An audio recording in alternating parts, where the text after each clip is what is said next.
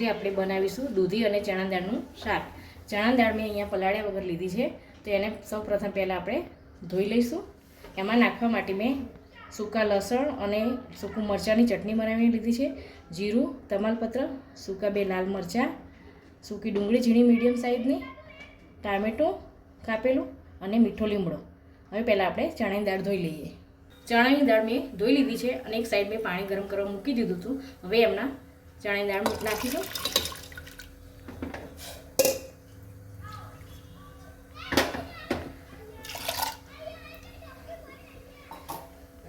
હવે આપણે કુકર બંધ કરી લઈશું, 2 વિસલ થાય ત્યાં સુધી, પછી બંધ કરી દઈશું। ત્યાં સુધી આપણે દૂધીને કટ કરી લઈએ।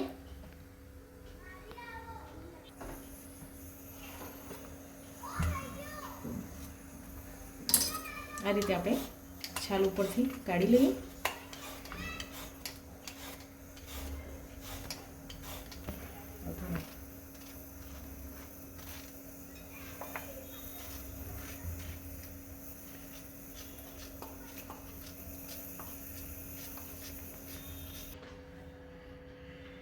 બે વિસલ થઈ ગઈ છે, તો આપણે ચણાની દાળને જોઈ લઈશું।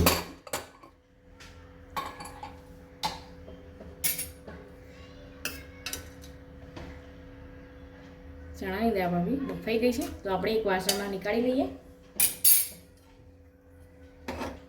આ રીતે પાણી સાથે જ આપણે નીકાળી લઈશું ચણાની દાળને। હવે આપણે દૂધી ચણા દાળનું શાક વઘારીશું। તો સૌ પ્રથમ પહેલાં આપણે કુકરમાં તેલ નાખીશું। તેલ ગરમ થાય એટલે આપણે રાઈ નાખીશું।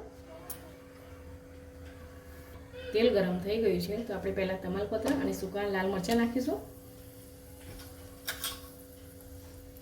રાઈ નાખીશું।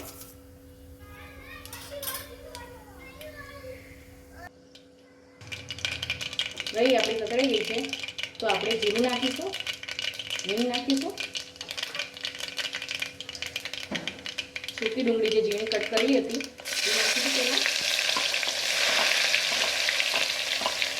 એને થોડી વાર કકડાવા દઈશું।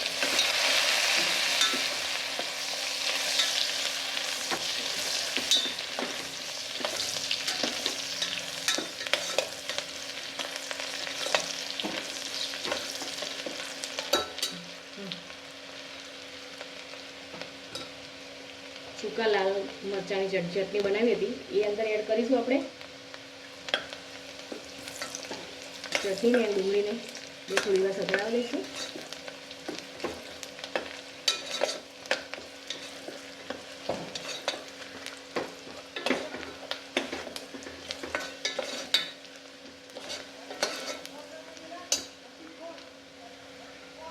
ડુંગળી આપણી સતળાઈ ગઈ છે, તો ટામેટાં અને મીઠો લીમડો નાખીશું।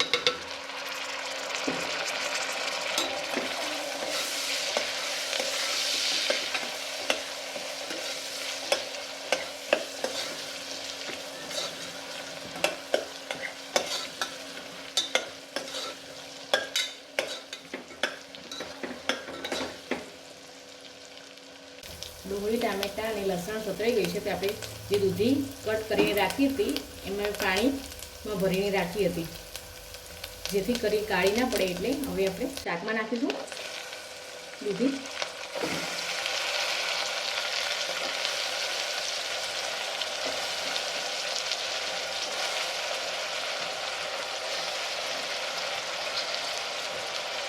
ઉપરથી આપણે મસાલા કરીશું। હવે લાલ સૂકું મરચું, હળદર,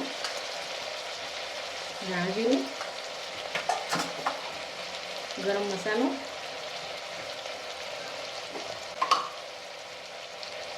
મીઠું સ્વાદ મુજબ નાખીશું।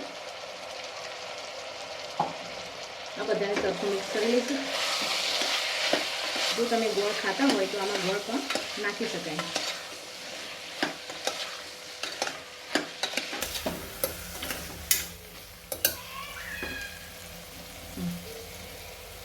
હવે આપણે ચણાની દાળ જે બાફી હતી અંદર નાખીએ।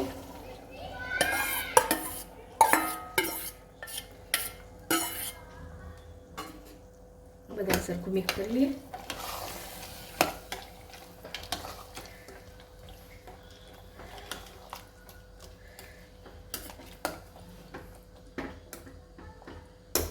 હવે કુકર આપણે બંધ કરી લઈશું.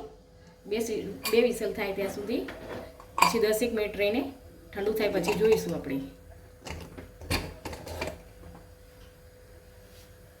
10 મિનિટ જેવું થઈ ગયું છે, તો આપણે કુકર ખોલીને જોઈ લઈએ.